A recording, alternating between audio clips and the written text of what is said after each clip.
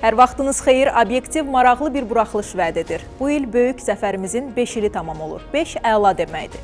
Deməli, Qarabağ və Şərqi Zəngəzurda işlər əla, torpaqlarda quruculuq və inkişafın icrasında iştirak edən şəxslər isə əlaçı olmalıdır. Qonağımla Qarabağda özünə məşğulluğun reallıqlarından danışacağıq, müzakirəmizin qiymətini izləyicilərimiz verəcək. Obyektivdə həftənin sosial gündəmi ilə tanış olmağın vaxtıdır. Dost TV-yə bağlanırıq. Bizimlə birbaşa bağlantıda həmkarım Əsmər Nəcməddin qızıdır.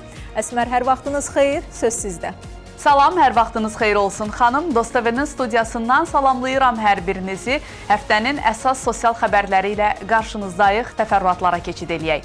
Qətər dövlətinin paytaxtı Doha şəhərində İslam Əməkdaşlıq Təşkilatına üzv dövlətlərin əmək nazirlərinin 6-cı konfransı keçirilib. Konfransa çıxış eləyən Nazir Anar Əliyev son illər Azərbaycanda əmək, məşğulluq, sosial müdafiə sahələrində aparılan islahatların nailiyyətləri barədə məlumat verib, uğurlu təcrübələrimizi bölüşməyə hazır olduğumuzu bildirib. Konfrans çərçivəsində ikitərəfli görüşlər keçirilib, gələcək əməkdaşlıq istiqamətlərinə dair fikir mübadiləsi aparılıb. Dövlət Tibbi Sosial Ekspertiza və Reabilitasiya Agentliyi tərəfindən əlilliyi olan uşaqlar üçün artıq Gəncə şəhərində də rehabaz xidmətinə başlanılıb. Reabilitasiya avtobusu Gəncə şəhərində yaşayan və ambulator reabilitasiya xidmətlərinə cəlb edilən əlilliyi olan uşaqları agentliyin Şəmkirdəki Uşaq Reabilitasiya Mərkəzinə çatdırır. Dövlət Məşğulluq Agentliyi Füzuli şəhərinə köçürülmüş sakinlərdən artıq 1102 şəxsi məşğulluq tədbirlərinə cəlb edib. Onlardan 1047 nəfərin məşğulluğu təmin edilib, o cümlədən 53 nəfər üçün özünü məşğulluq proqramı çərçivəsində kiçik təsərrüfatlar yaradılıb. 55 nəfər üçün isə peşə hazırlığı kursları təşkil olunub. Nazirliyin fəaliyyət sahələri üzrə əhaliyə təqdim olunan elektron xidmətlərə bu ilin yanvar-sentyabr aylarında 19,3 milyon müraciət edilib. Ölkənin sosial reyestri olan esosial.az portalından həmin dövrdə 12,2 milyon dəfə istifadə olunub. Dost İnklüziv İnkişaf və Yaradıcılıq Mərkəzi tərəfindən Bərdədə İnklüziv Yaradıcılıq Yarmarkası təşkil olunub. Tədbir çərçivəsində Qarabağ Dost Evi filialının fəaliyyətini, eləcə də filialın təlimçi və benefisiarlarının əl işlərini əks etdirən güşələr təqdim olunub. Yarmarkada Nazirliyin tabeliyindəki qurumların həyata keçirdiyi Könüllü Dost proqramı, Rehab Point xidməti, himayədar ailə qayğı modeli və digər layihələr barədə məlumatlar verilib. Mənim bu həftəlik çatdıracaqlarım bunlar idi, hörmətli tamaşaçılar. Xanım, yenidən söz sizdədir. Obyektiv davam eləyir. Diqqətiniz Real TV-də olsun. Hələlik. Dost TV ilə birbaşa bağlantıdaydıq. Sosial xülasə ilə tanış olduq. Dostlarımıza təşəkkür edirik. Obyektiv işini davam etdirir. Qarabağda özünü məşğulluq proqramlarının icrası ilə bağlı həmsöhbətim Dövlət Məşğulluq Agentliyinin proseslərin koordinasiyası şöbəsinin müdiri Səbuhi Yunusludur. Səbuhi bəy, xoş gəlmişsiniz, xoş gördük sizi. Salam, hər vaxtınız xeyir olsun. Mən də sizi, həmçinin izləyicilərimizi salamlayıram. Dəvətiniz üçün də təşəkkür edirəm. Biz təşəkkür edirik. Qarabağ və Şərqi Zəngəzurun azad edilməsindən sonra sizin agentliyin fəaliyyətinə, missiyasına yeni bir vektor əlavə olundu. Vətəndaşlarımız Qarabağa qayıtmalıdır, işlə təmin olunmalıdır və bunun üçün məşğulluq xüsusi amildir. İşləriniz necə gedir? İşlərimiz yaxşı gedir. Hal-hazırda işğaldan azad olunmuş ərazilərdə bilirsiniz ki, ilk köç 2022-ci ilin avqust ayından başlamışdı və köçün ilk fazalarından Əmək və Əhalinin Sosial Müdafiəsi Nazirliyi, o cümlədən Dövlət Məşğulluq Agentliyi işğaldan azad olunmuş ərazilərdə aktiv fəaliyyət göstərir və biz hal-hazırda işğaldan azad olunmuş ərazilərdə məşğulluq tədbirləri ilə bağlı vətəndaşlara xidmət göstəririk. Bugünün mövzusu da ən aktual mövzulardan biridir, özünə məşğulluq prosesləri və özünə məşğulluq proqramının məqsədi və istiqamətləridir. İlk öncə onu qeyd etmək istəyirəm ki, özünə məşğulluq proqramı ölkə başçımızın müvafiq sərəncamı əsasında 2016-cı ildə təsdiq edilmişdir və bu gün də həm bölgələrimizdə, həmçinin də Qarabağda aktiv olaraq uğurlu şəkildə həyata keçirilir. Özünə məşğulluq proqramı adından da bəlli olduğu kimi özünü məşğulluq bu şəxsi müstəqil şəkildə və yaxud da dövlətin dəstəyi ilə işlə təmin olunmasıdır. Ümumiyyətlə, bir statistikanı qeyd etmək istəyirəm ki, 2018-ci ildən cari dövrə qədər ölkədə 100 minə yaxın vətəndaşımız əmlaklardan təmin edilmişdir. Burada əsas məqsəd vətəndaşların sosial-iqtisadi rifahının gücləndirilməsidir, maddi məişət göstəricilərinin artırılmasıdır. Həmçinin köç etmiş vətəndaşların dayanıqlı məskunlaşmasının təmin edilməsidir. Siz tez-tez ezamlarda olursunuz Qarabağda, hətta özünə məşğulluq proqramına qoşulmuş, artıq qeyd etdiyiniz kimi ailə təsərrüfatla təmin olunmuş şəxslərlə həm söhbət olmaq imkanınız da olur. Onların təəssüratları necədir? İlk öncə daha intensiv olaraq ezamlar olurduq və bu günlər ərazidə bizim 4 xidmət məntəqəmiz fəaliyyət göstərir. Sonuncusu Kəlbəcər şəhərinin Kəlbəcər rayonunda açıldı. Bu yaxınlarda keçən ay avqust ayında bilirsiniz ki, yeni məntəqə xidmət şöbəmiz açıldı. Biz vətəndaşlarla iki etapda görüşürük. Bizim bir xülasəyə çıxmamız var. Burada Böyük Qayıdış proqramı çərçivəsində vətəndaşlara biz özümüz zənglər edirik ki, hansılar ki, köçəcək vətəndaşlar da onların istəklərini biz müəyyənləşdiririk ki, köç etdikdən sonra hansı istiqamətlər onlar üçün maraqlıdır. Və əksər şəxslər də ki, sırf özünə məşğulluq proqramını sevərəkdən müraciət etməklərini və köçdükdən sonra həm kənd təsərrüfatı istiqamətində, həm xidmət və istehsalat istiqamətində müraciətlərini bizə bildirirlər. Və əlbəttə köçdükdən sonra biz onları orada qarşılayırıq. Köç prosesində Şərqi Zəngəzur xidmət şöbəsi vətəndaşlar köçdükdə buradan yola salırlar. Qarabağ Regional Məşğulluq Filialı əməkdaşları köçəndə vətəndaşları orada qarşılayırlar və bizim xidmət şöbələri haqqında məlumat verirlər. Həmçinin məşğulluq tədbirləri haqqında məlumat verirlər. Yəni köç etmiş vətəndaşlar tərəfindən əlbəttə ki, bu müsbət qarşılanır. Bir məqamı vurğuladınız ki, vətəndaşlara biz özümüz zəng vururuq. Bəli. Bu çox mühüm bir amildir. Vətəndaş dövlətin onun yanında dayandığını məhz bu məqamda hiss edə bilir. Bəli. İstərdim ki, Qarabağda dəstək mexanizmlərindən danışaq. Daha çox vətəndaşlar hansı dəstək mexanizmlərindən istifadə edirlər? Avadanlıq, təlim yoxsa maliyyə? Biz dəstək mexanizmi deyəndə bunu iki istiqamətə, prioritet istiqamətə ayırırıq. Birinci dəstək mexanizmi bu dolayı yolla maliyyə dəstəyidir. Necə ki, dolayı yoldan biz bilirsiniz vətəndaşlara natura şəklində avadanlıqları və yaxud da ki, heyvandarlıq zərfini biz təqdim edirik bunu natura şəklində. Burada ilkin olaraq maliyyə dəstəyi göstərilmiş olur. Bilirsiniz ki, vətəndaş ilk sahibkarlığına başladıqda, onun hər hansısa bir maliyyə sıxıntısı olduqda, bunu dövlət tərəfindən qarşılanır bunun natura şəklində ilk addımlarını atmaq üçün. Həmçində digər bir prioritet dəstəyimiz ondan ibarətdir ki, vətəndaşlara verilən aktivlərdən kənar təlimlər də keçirilir, biznes təlimləri ki, aktivi almış şəxslər dayanıqlı işlərinin ardıcıl şəkildə sürətləndirilməsi üçün onlara istiqamət verilir. İdarəetmə bacarıqları, marketinq bacarıqları, həmçinin mühasibətlıq, gəlir və xərclərin düzgün planlaşdırılması və gələcəkdə daha da irəliləyiş üçün onlara əmək bazarının tələbləri öyrədilir həmin vətəndaşlara. Bəli, vətəndaş maliyyəni əldə edir, amma onu necə idarə etməsi isə mütləq şəkildə onlara təlim şəklində öyrədilir ki, bu maliyyədən düzgün şəkildə istifadə edə bilsinlər. Bəli, maliyyəni dolayı yoldan desək, yəni biz onlara natura şəklində aktivlər veririk, biz onlara əmtə şəklində, pul şəklində vermirik, natura şəklində veririk və bir illik müqavilə bağlanır vətəndaşlarla və dövrü periodik olaraq ildə 2 dəfə monitorinq olunur və monitorinq nəticəsində uğurlu olan şəxslər öz sahibkarlığına davam etdirirlər və əmlaklar da onların şəxsi mülkünə keçir. İndi kiçik bir ara veririk. Söhbətimizə qüvvət həmkarım Lalə İskəndərin Qarabağın rəqəmsal nəbzindən xəbər verən bir reportajını izləyəcək. Ardınca söhbətimiz davam edəcək. Xoş seyirlər. Təşəkkür edirəm. Əlavə sualınız var? Xeyr, yox, çox sağ olun. Göstərilən xidməti qiymətləndirməyinizi xahiş edirəm. Yaxşı dost gərək hər yerdə adama yaxın olsun. İndi Qarabağda sizə müasir texnologiya ilə sürətli xidmət göstərən bir mərkəzimiz, bir filialımız və 2 məntəqəmiz var. DOST konsepsiyası təkcə vətəndaşa keyfiyyətli xidməti ilə seçilmir. Bura həm də dövrümüzün yüksək texnologiyalarının tətbiq edildiyi məkandır. Texnologiyanın tətbiqi vətəndaşın həyat keyfiyyətinin artırılmasına və zamanına verilən dəyərdir. Qarabağ və Şərqi Zəngəzurda xidmət göstərən DOST mərkəzlərinin məqsədi təkcə sosial xidmət göstərmək deyil, həm də bu sosial xidmətləri müasir texnologiyalar vasitəsilə daha sürətli etməkdir.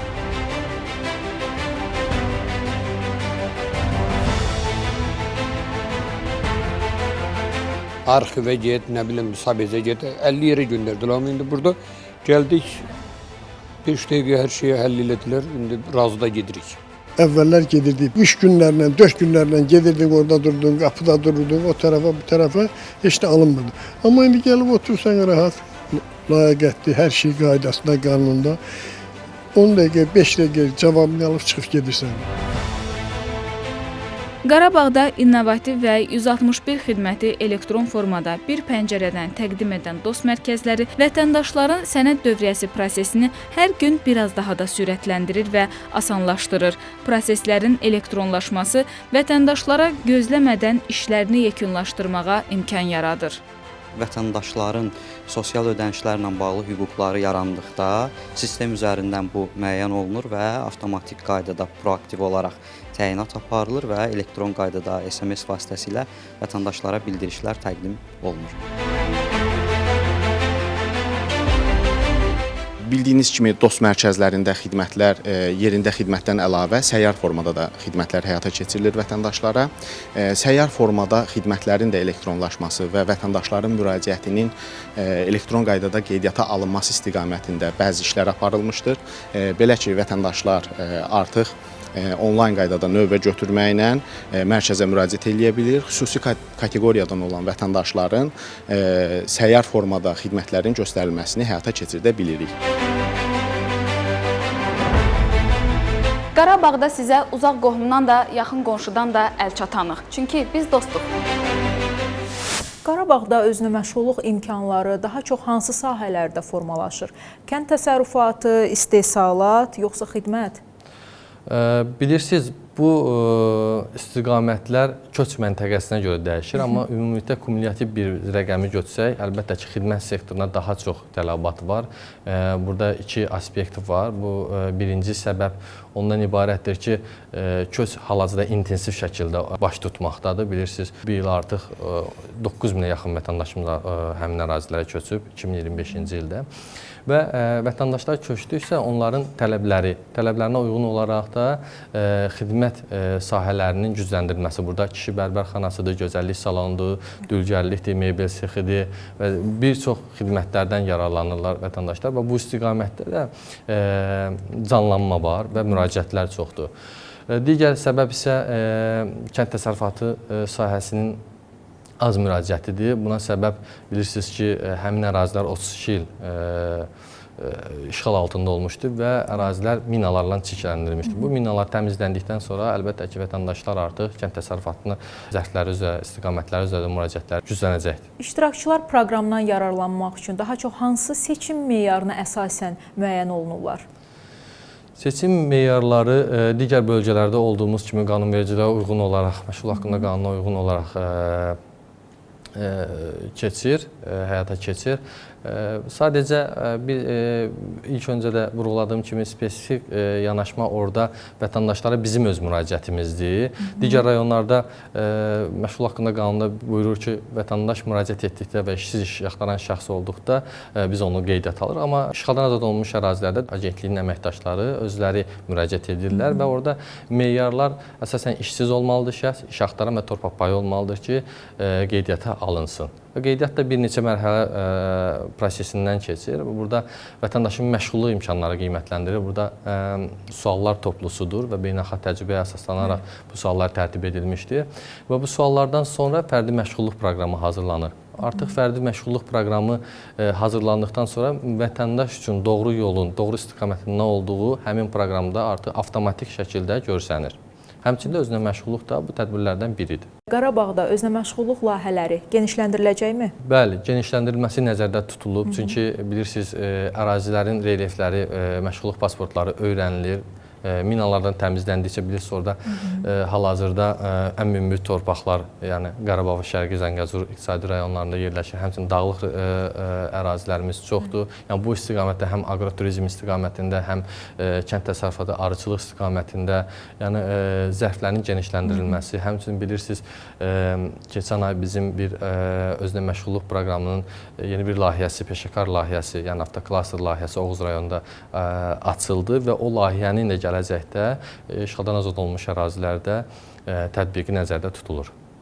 Həqiqətən də çox şaxəli işlər görülür və siz az öncə qeyd etdiniz ki, təkcə 2025-ci ildə 9000-dən çox vətəndaşımız Qarabağa köçürülüb. Xüsusi bir məqamın üzərində dayanmaq istəyirəm. Bu proqramlar Qarabağda iqtisadiyyatın canlanmasına hansı real təsiri göstərir? İqtisadiyyatın canlanmasında özünə məşğulluq proqramı çərçivəsində, ümumiyyətlə məşğulluq tədbirlərin proqramları çərçivəsində vətəndaşların sosial-iqtisadi durumları düzəlir. Yəni, bu sosial-iqtisadi durumlar düzəldikdən sonra artıq vətəndaşlar üçün orada sosial həyatın, maddi məişatın düzəlməsində bir böyük istiqamət vermiş olur. Mən bir qısa açıqlama deyim. 19 minə yaxın vətəndaş köçüb bu günə qədər və onun 12 minə yaxın vətəndaşı əmək qabiliyyəti yaşda olan şəxslərdir. Və bu şəxslərdən də 7 minə yaxın iqtisadi fəal əhalidir. Artıq bu iqtisadi fəal əhalinin 92%-i məşğulluğu təmin edir. Əlbəttə, bu bir neçə istiqamət üzrə baş verir orada. Vakansiyalar üzrə, işlə təminat üzrə, həmçinin özünə məşğulluq istiqamətləri üzrə məşğulluğu cəlb olunur. Və bu da öz nəticəsində iqtisadiyyatın canlanmasına həmin ərazilərdə töhfə verir. Həm özünə məşğulluq istiqaməti üzrə, həm işə düzəltmə istiqaməti üzrə. Qarabağda fəaliyyətiniz necə davam edəcək? Düşünürük ki, yaxın gələcəkdə Qarabağda bizim digər xidmət şöbələrimiz də istifadəyə veriləcək ki, həmçinin vətəndaşların rahatlığı üçün düzdür, bizim platformalarımız var ki, vətəndaşlar evdən çıxmadan da müraciət edə bilirlər. Bizim peşə hazırlığı kurslarımız var ki, vətəndaş evdən oturaraq Dövlət Məşğullar Agentliyinin saytına görə Qarabağ və Şərqi Zəngəzurda peşə kursları bölməsinə daxil olaraq orada öz fərdi identifikasiya məlumatlarını əlavə edirlər və vətəndaşlar müraciət edirlər. Müraciətlər 7 iş gün ərzində baxılır və yaşayış məntəqəsi üzrə həmin xidmət şöbəsinin əməkdaşlarına göndərilir. Köç olduqca, yəni köç karvanı yola düşdükcə, əhali sıx məskunlaşdıqca bizim artıq orada ezamlardan əlavə xidmət şöbələrimizdə açılması nəzərdə tutulur. Fəaliyyətinizdə sizə uğurlar arzulayıram. Sonda əlavə etmək istədiyiniz, Qarabağda yaşayan vətəndaşlarımız üçün xüsusi olaraq qeyd etmək istədiyiniz hər hansı bir məqam qaldımı? Əlbəttə, istəyirəm vurğulayım ki, bizim yaxın gələcəkdə bizim əmək yarmarkalarımız keçəcəkdir. Bəli, dövrü olaraq biz əmək yarmarkası keçirik. 2025-ci ildə artıq ondan 15-ə yaxın əmək yarmarkası keçirmişik həm Qarabağda, həm Şərqi Zəngəzurda və vətəndaşları aktiv olmağa səsləyirəm ki, müraciət etsinlər, işə götürənlərlə birbaşa təmasda olsunlar, vakansiyaları öyrənsinlər, bizim vakansiya bankımızda olan vakansiyalarla tanış olsunlar ki, biz onlara xidmət göstərək, yəni məşğulluğunu təmin edək. Bir daha minnətdaram. Bugünkü dialoqumuzdan çox böyük zövq aldım. Ümid edirəm ki, bizi izləyən tamaşaçılarımız üçün də faydalı bir buraxılış oldu. Çünki bəzən rəqəmlər danışır, amma bu dəfə təkcə rəqəmlər yox, həm də real faktlar üzərində və gələcəkdə görəcəyiniz işlər barədə məlumat verdiniz. Minnətdaram ki, dəvətimizi qəbul etdiniz və qonağımız oldunuz. Mən təşəkkür edirəm, çox sağ olun. Qonağım Dövlət Məşğulluq Agentliyinin proseslərin koordinasiyası şöbəsinin müdiri Səbuhi Yunuslu idi. Qarabağda özünə məşğulluq, doğma torpaqlarda öz gücünə güvənərək gələcək yaratmaq deməkdir. Qarabağda həyat yenidən canlanır, əmək və zəhmətlə ucalan hər bir uğur isə zəfərin davamıdır. Bizi izlədiyiniz üçün təşəkkür edirik, sağ olun.